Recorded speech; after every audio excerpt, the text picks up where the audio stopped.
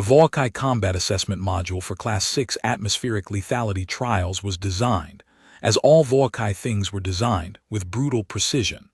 It was a corridor.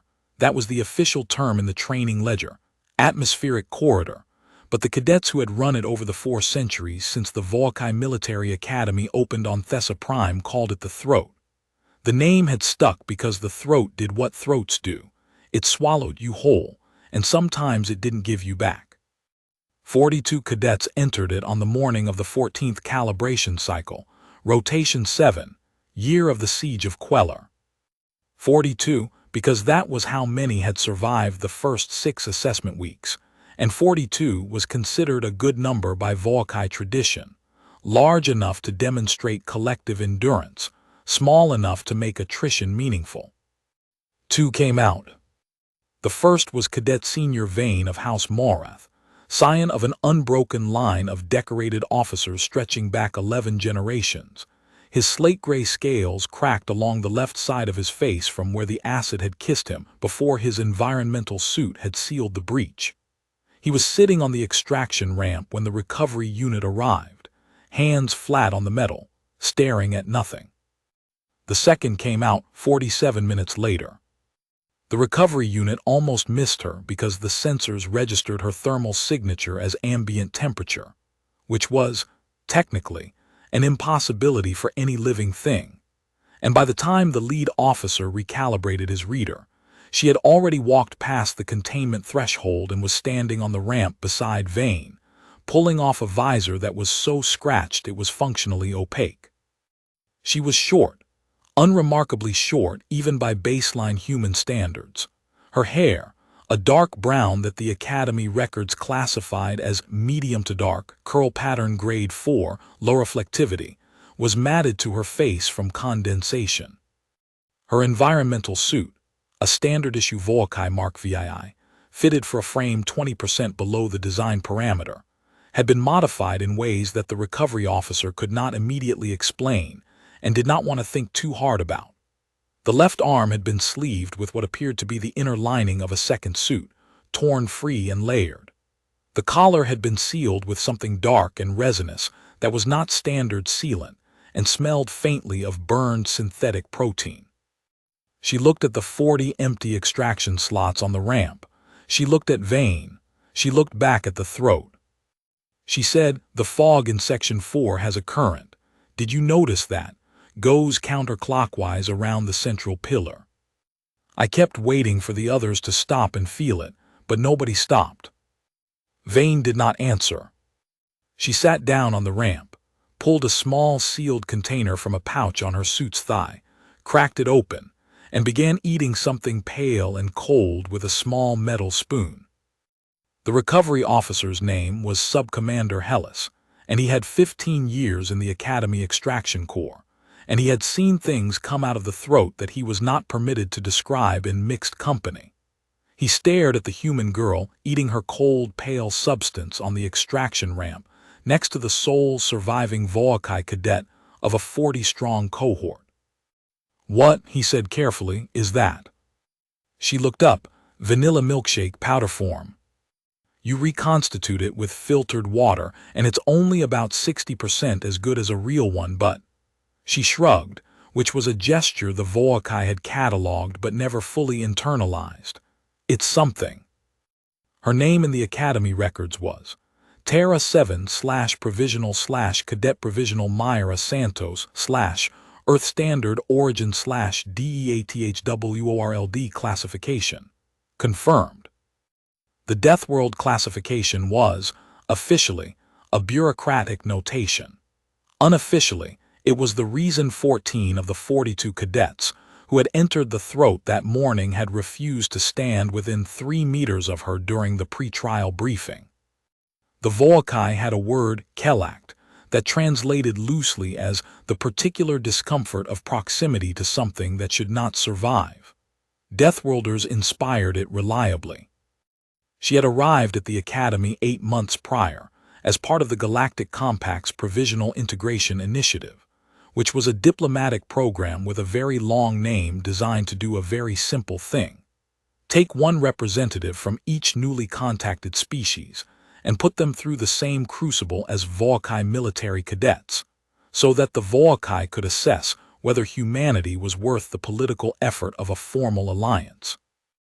The assessment was not going as anyone had predicted. The first 2 months had been relatively unremarkable. Myra Santos had struggled with the atmospheric processing coursework, because the Vaukai breathed a nitrogen-oxygen mix that ran slightly higher in nitrogen than human optimal, and this gave her low-grade headaches that she had not reported to the medical unit because, as she later explained to the Academy's integration coordinator, I wasn't going to say anything because I didn't know if that was normal and I didn't want to look soft. She had scored in the 40th percentile on theoretical tactics, which the integration coordinator had flagged as underperformance, until someone pointed out that the theoretical tactics curriculum was built around Vaukai sensory architecture. Specifically, the species' secondary electromagnetic perception, and that a human lacking that sense entirely. Scoring in the 40th percentile suggested she was compensating for a missing faculty in ways that deserved further study. She had scored in the 91st percentile on the practical survival assessment, which had required cadets to spend 10 days in the Thessa Prime lowland marshes with minimal equipment. 3 Vaukai cadets had required emergency extraction. Myra Santos had returned with a small collection of edible marsh fungi she had identified by smell, a working snare made from braided marsh grass and stripped suit wire, and sunburn on her forearms because her suit had developed a seal failure on day 3, and she had not considered UV exposure a priority concern. The mosquitoes were worse, she had told the debrief panel, and then had to spend 20 minutes explaining what a mosquito was. The integration coordinator, a Vaukai named Presson who had processed 9 species through the provisional initiative in 30 years, had noted in his private log, the human is not performing as projected. She is not outperforming in areas of strength. She is underperforming in areas of weakness by less than she should. He had thought about this for a long time, chewing the end of his stylus, and then written one more line. I do not think she has a ceiling. He had filed the note and gone home. In the morning he had wondered if he was being dramatic. He was not being dramatic. The formal inquiry into the throat incident convened 6 days after the event, in the Academy's primary assessment chamber, which was a room that smelled of recycled air and institutional anxiety. Vane was there, scales still cracked, sitting at rigid attention in the way Vaukai cadets were trained to sit, spine vertical, secondary eyelids half lowered to indicate readiness for formal questioning. He had not spoken to anyone except the medical unit since extraction. The medical unit had cleared him physically and flagged him for psychological review, which he had declined on the grounds that he was Morath and Morath did not decline. Myra Santos was there too, in her dress cadet uniform, standard Vaukai gray, altered at the waist because the Vaukai didn't have a waist in quite the same architectural sense, eating a nutrition bar that she appeared to have smuggled in, because the inquiry chamber had a strict no-food policy and nobody had told her, or possibly nobody had wanted to be the one to tell her. The panel was chaired by Grand Assessor Tech, who had been running these inquiries for 20 years and had the particular patience of someone who had seen every possible variety of institutional disaster and had stopped being surprised. To Tech's left sat Integration Coordinator Presson, who was there because any incident involving the provisional initiative required a designated witness. To Tech's right sat Colonel Vorath, who commanded the Academy's Practical Assessment Division, and whose expression suggested he had opinions he was not yet permitted to express. Cadet Senior Vane, Tech began, describe what you observed in the trial.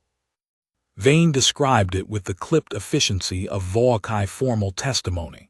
The cohort had entered the throat at Mark 0. Atmospheric toxicity sensors had registered Class 4 fog in sections 1 through 3 within predicted parameters. At the Section 3 to 4 transition, The atmospheric classification had jumped to Class 6, which was the highest rating on the Volkai scale, and corresponded to total environmental lethality for unsuited organisms and partial lethality for standard suit protection. 14 cadets had died in the first 4 minutes of Section 4. 11 more had died when the fog had found micro-breaches in suits that the pre-trial certification process had rated as adequate. 7 had made it to Section 5, but the fog had followed, which was not supposed to be possible, as Section 5 had positive pressure atmospheric separation, and those 7 had died in the transition zone. "And then," said Tech. Vane was quiet for a moment. "And then," he said, "there were 8 of us left, myself and 7 others. We had made it to the Section 5 main chamber. The fog had breached the pressure seal through a conduit failure. The inquiry will want to examine conduit array 9C, and it was coming in at about 3% per minute. We calculated that we had 11 minutes of survivable atmosphere remaining. The extraction team's response time is 17 minutes. What happened in those 11 minutes? The human," Vane said. He stopped, started again. "Cadet Santos. She had been in Section 4 when the fog jumped. I don't know how she survived Section 4. I was in Section 3 when the jump happened. By the time I reached Section 4, the cadets who had been in it were already down, but she was not down. She was," he paused. "She was moving, very fast, using the pillars. There's a current in the fog in Section 4, counterclockwise around the central pillar cluster, which causes the acid concentration to be lower at the column surfaces than in the open space. She had identified this, and she was moving along the columns. None of the other cadets identified this. No, the current is not in the section briefing materials.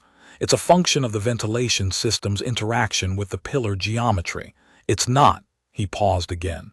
"It is not something you would look for. You would be running. You would be looking at your suit sensors. You would be looking at the cadets around you. You would not be feeling the air." But she was feeling the air. She told me later that she noticed it because the section smelled different near the columns. She could smell the difference in acid concentration through her suit's ambient filter. He was quiet. "I did not know suits had ambient filters. Most cadets disable them, because the Thessa Prime atmospheric baseline is unpleasant to inhale directly." Tech made a note. "Continue." "She reached the Section 5 chamber approximately 2 minutes after I did. There were 8 of us. The fog was coming in through conduit 9C. She looked at the conduit for approximately 4 seconds. Then she asked me what I had in my suit's maintenance kit and whether anyone else had suit sealant remaining." "What happened then?" Vane's jaw worked. The expression on a Volkai face was difficult for humans to read. Too much happened in the secondary eyelid membrane, in the micro-scaling of the orbital ridges. But Presson, who had spent 30 years reading alien faces, saw something in Vane that he had not seen in a Volkai before. It took him a moment to identify it. It was something close to awe. "She sealed the conduit," Vane said. "From the outside, she went back into Section 4. The chamber was quiet. She went into a Class 6 acid fog environment," Colonel Voreth said carefully, "without adequate suit protection. The suit she was wearing," Vane said, "was not the suit she'd been issued. I noticed it on extraction. She had modified it during the trial. She modified her suit during the Class 6 trial. She took the inner lining from a suit belonging to one of the cadets who had died in Section 4. She layered it under her outer sleeve. She also," he paused, as if choosing words, "she used the dead cadet's sealant reserves. She collected them while the fog was still active. She moved through the section to collect them. And then she used the combined sealant reserves to seal conduit 9C from the external face." "That is," said Colonel Voreth, "a sufficient quantity of sealant to seal a conduit." "Yes, she calculated correctly." "She calculated," said Grand Assessor Tech, "in a Class 6 acid fog environment, using equipment she had modified on the fly from salvage. the exact quantity of sealant required to seal a critical conduit, and then executed the repair. Yes. How long was she in Section 4 for this operation? Vane considered. Approximately 9 minutes. In Class 6 atmosphere? Yes. There was a long silence. And her suit held, Tech said. The outer layer of her suit, Vane said, did not hold. It was substantially degraded on extraction. The inner lining she had added was also substantially degraded. She sustained minor acid burns to her left forearm and right shoulder where the layers had failed. Medical has the record. She reported the burns during the medical intake, and then asked if the medical unit stocked vanilla flavoring, and whether her nutrition allotment for the week was transferable to an off-campus vendor that was apparently selling something she wanted. Presson, who had been silent through the entire testimony, pressed the heel of his hand to his mouth. The formal interview with Myra Santos took place the following morning, at her request scheduled before breakfast because she had a mechanics seminar she didn't want to miss. She arrived with her scratched visor tucked under one arm and 2 cups of something hot, one of which she offered to Tech, who declined, and then to Presson, who took it without thinking and then looked at it uncertainly. "It's tea," she said. "Earth tea. Black, no sugar. I make it in my room. The water dispensers here run about 10 degrees too cool for a proper steep, but it's still better than nothing." Presson drank the tea.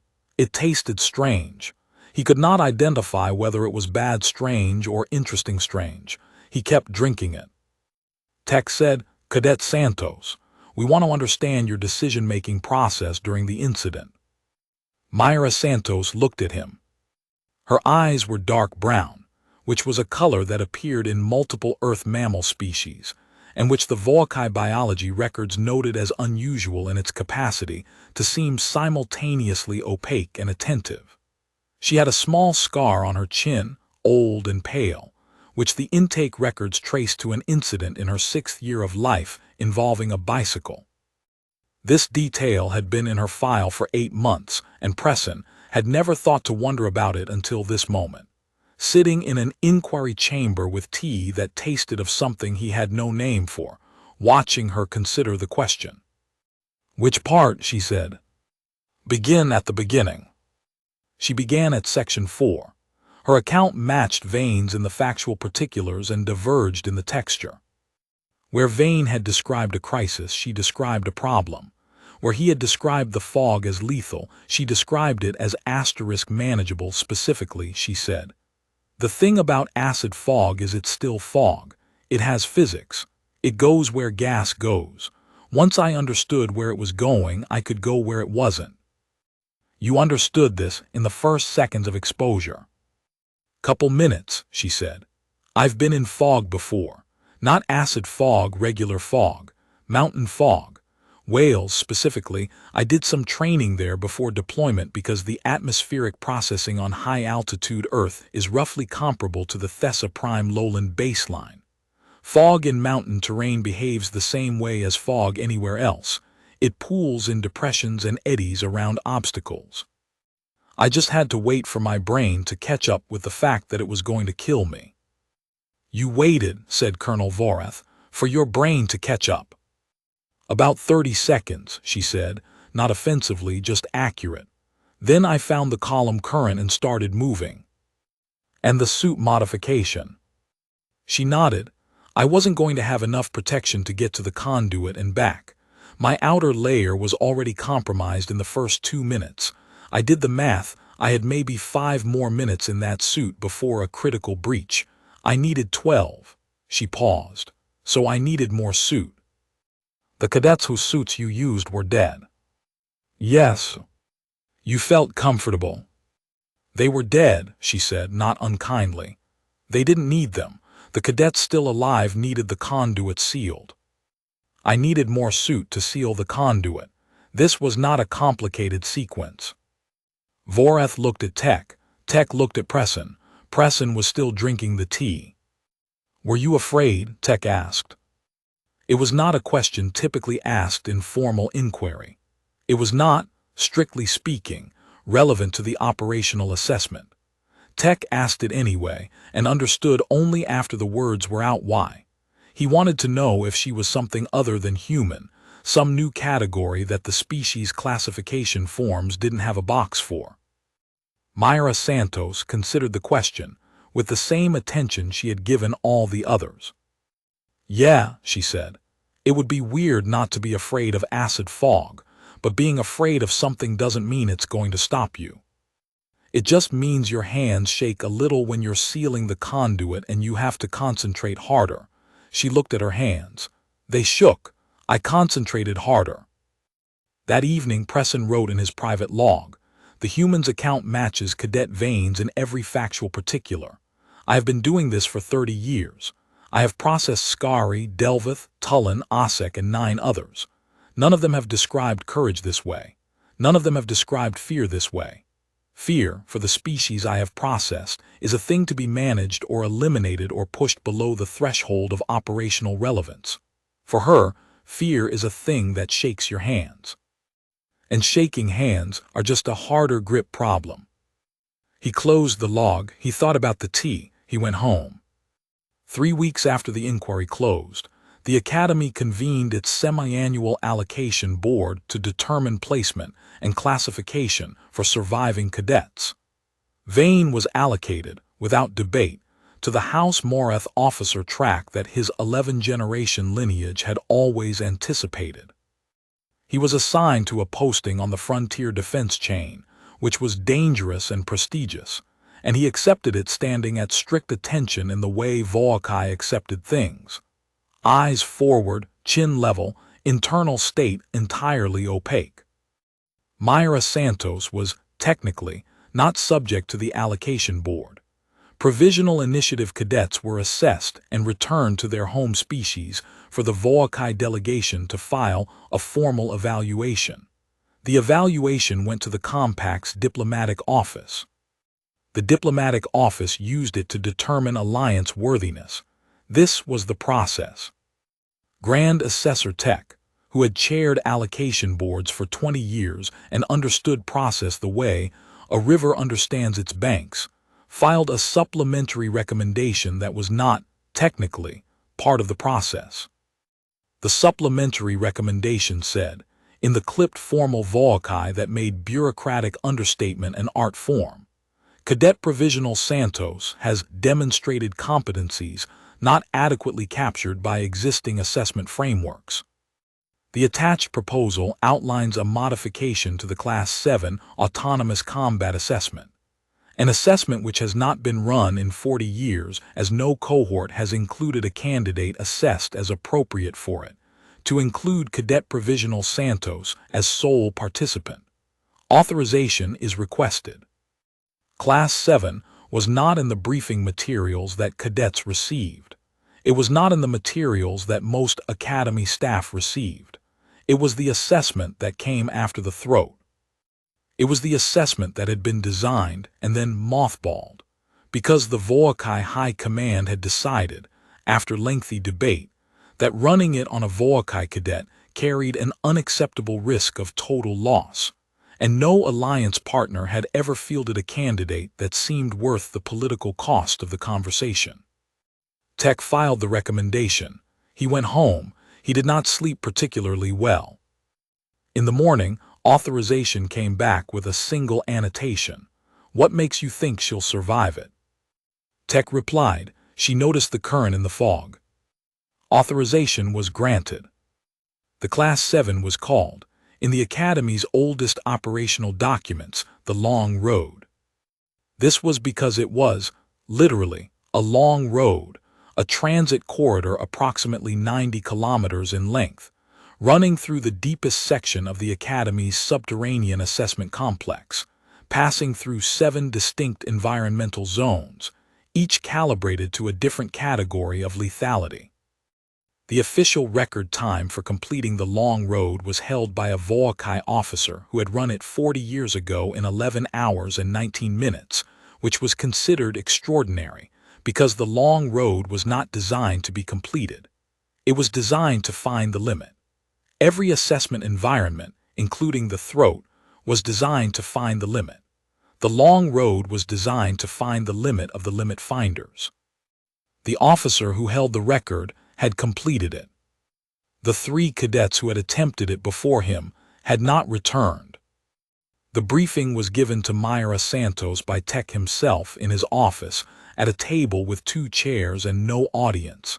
He laid out the structure of the long road. He described each of the 7 zones. He described the 3 cadets who had not returned.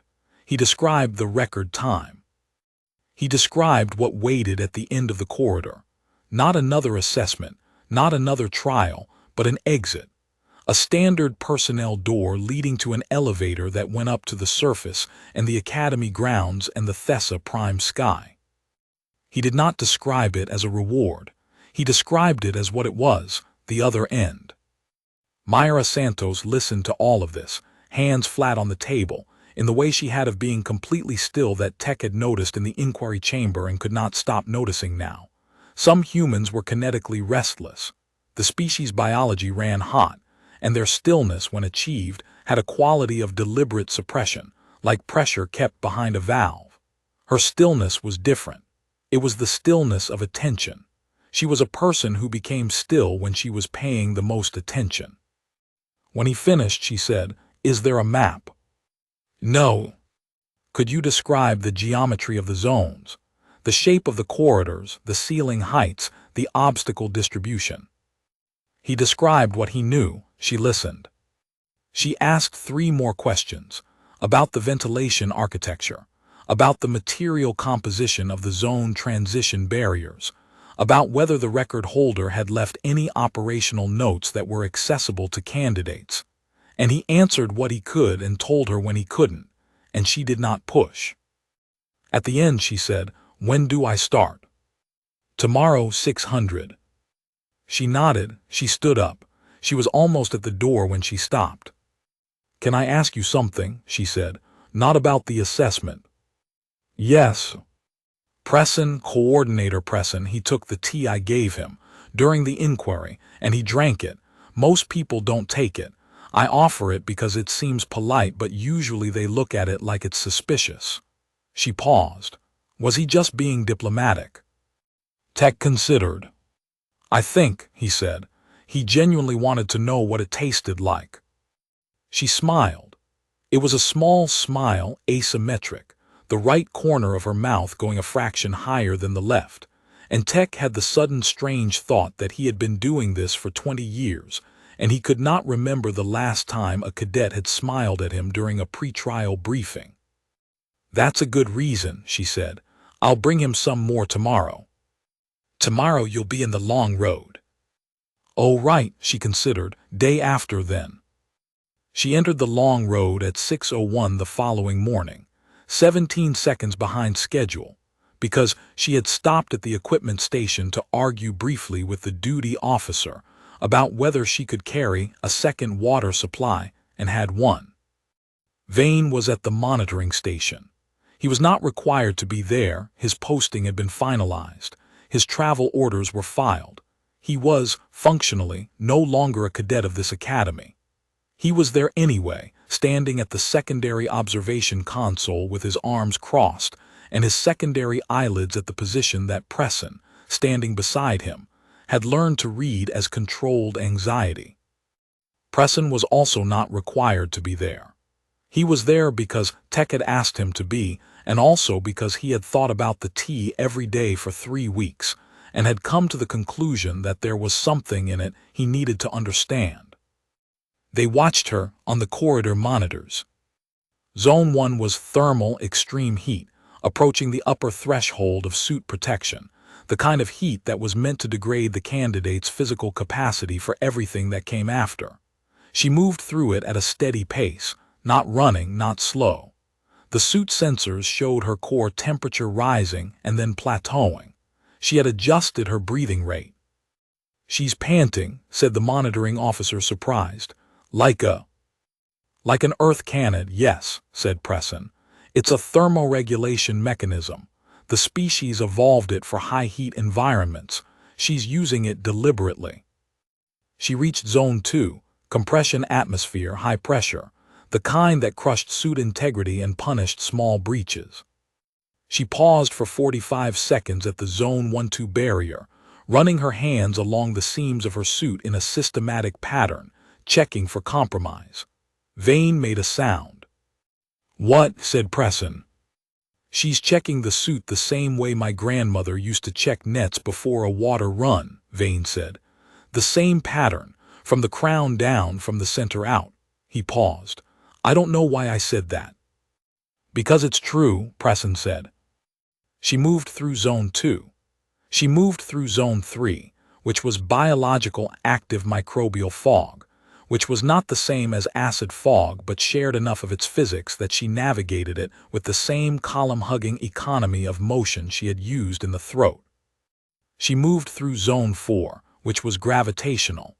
The assessment complex had a section where the artificial gravity was calibrated to 2.3 standard, enough to make every step a choice. And here she slowed noticeably, because the weight on her frame was more than a human skeleton was designed for. She did not stop. She kept moving. She was slower than she had been in the earlier zones, and she was not going to stop.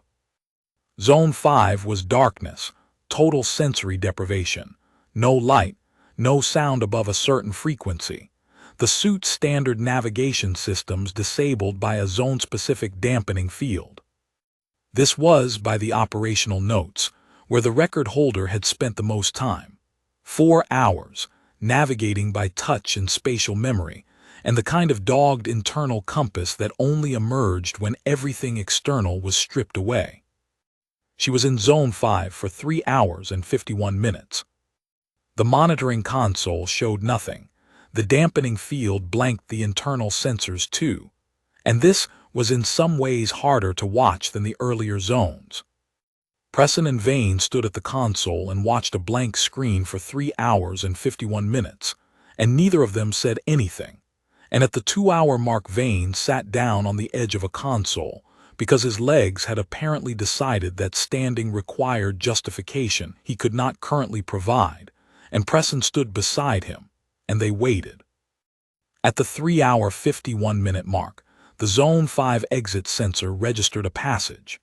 On Zone 6's cameras, Myra Santos appeared, moving slightly to the left of center corridor. She had drifted 12 degrees in 3 hours and 51 minutes of pure dark navigation, which was a drift rate that the assessment records would later calculate as the lowest ever registered for a biological candidate. Vane looked at the number and was quiet for a long time. Zone 6 was chemical, not acid, a different class of atmospheric hazard, one that targeted neural function, that made the mind uncertain of what the body was doing. The hazard didn't hurt. It confused. Several of the cadets who hadn't returned from the long road had died in Zone 6 not from exposure, but from the decisions confusion had caused them to make. On the cameras, she entered Zone 6 and then stopped. She stood still for almost 2 minutes. Then she sat down, cross-legged on the corridor floor, and she stayed there. "She's sitting," the monitoring officer said, voice tight with something that was not quite alarm but was adjacent to it. "She knows what the zone does," Presson said. "She's waiting for the effect to peak and subside. The chemical has a half-life. It rises to maximum effect and then drops, and if you make no decisions while it's rising, you're safer on the descent."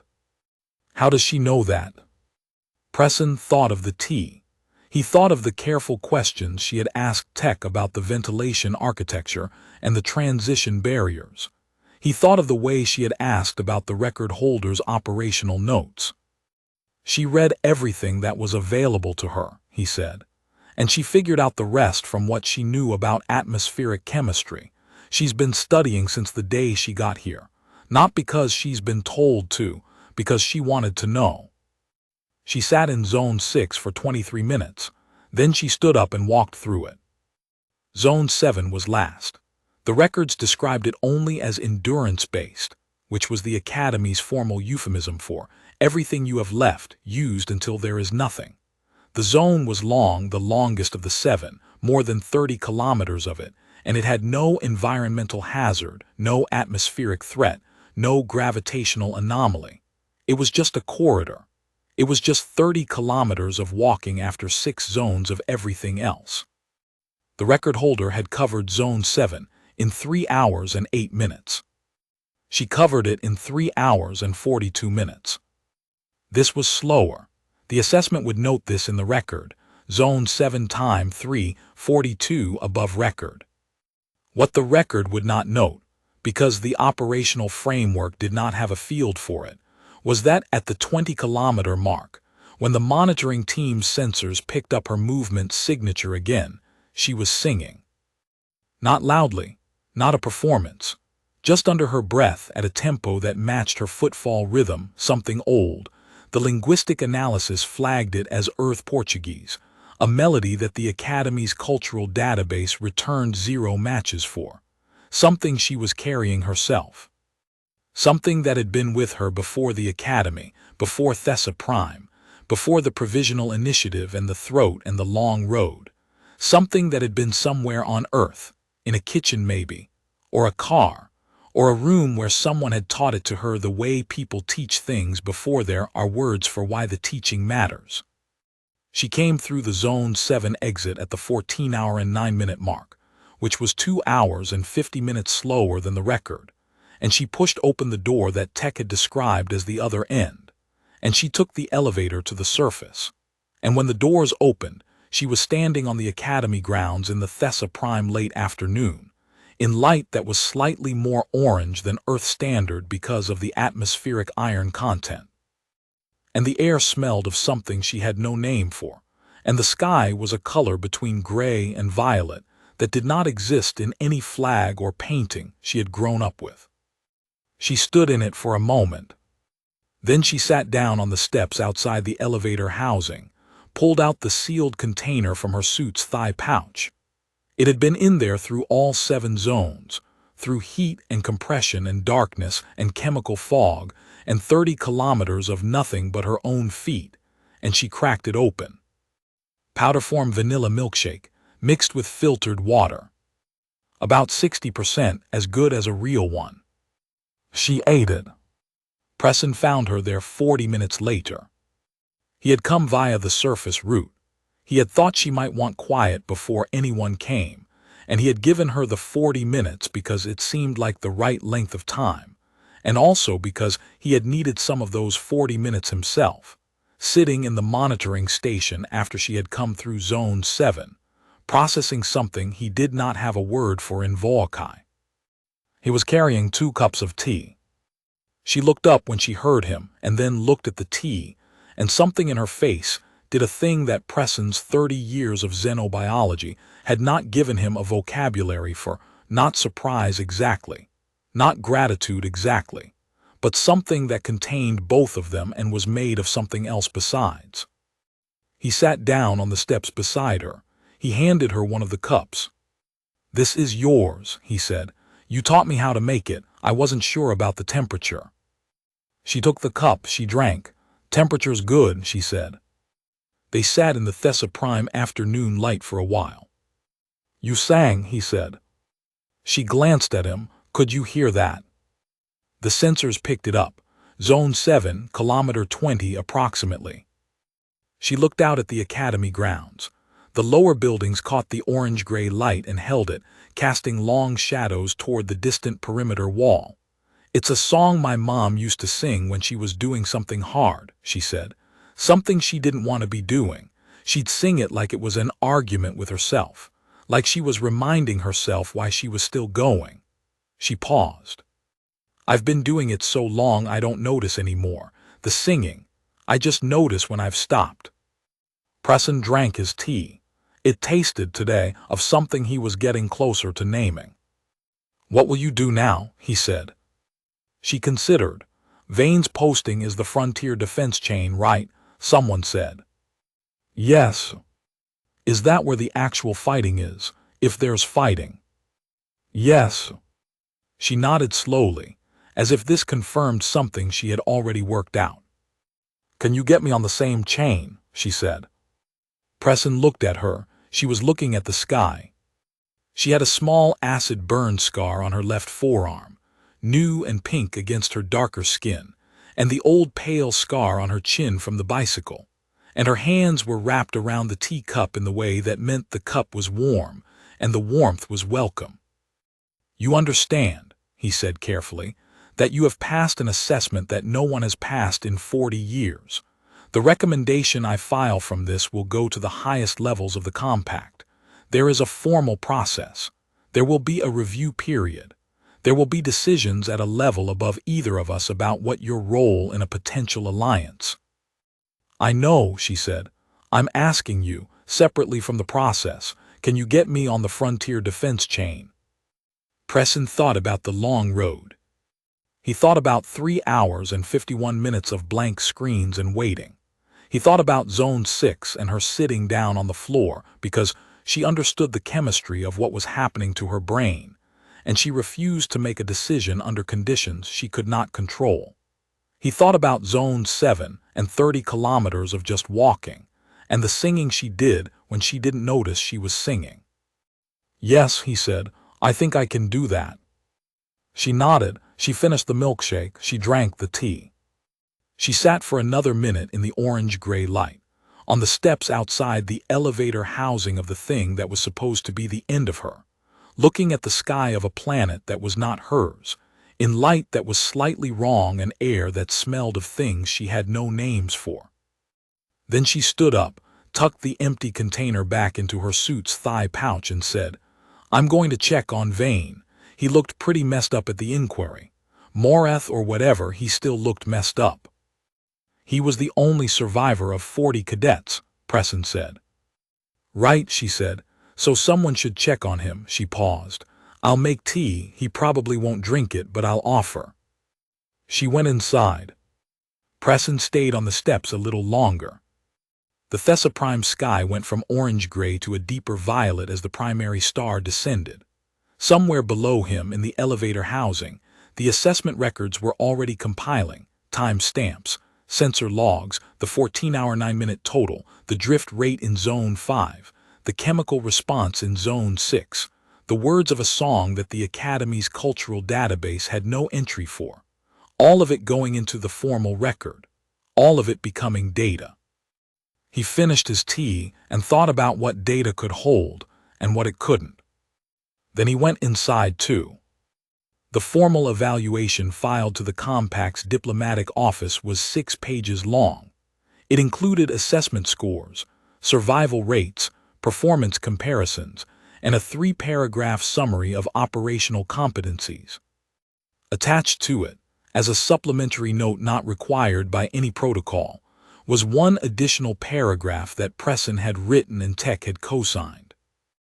It read, "The candidate demonstrated, throughout the assessment period, a relationship to danger that differs fundamentally from all non-human candidates processed through this program. For all other species assessed under the Provisional Initiative, danger is a problem to be solved, a variable to be managed, a cost to be weighed. For Cadet Provisional Santos, danger was also these things, but it was additionally something that seemed to produce, in her, a state that our observational framework does not have an adequate term for.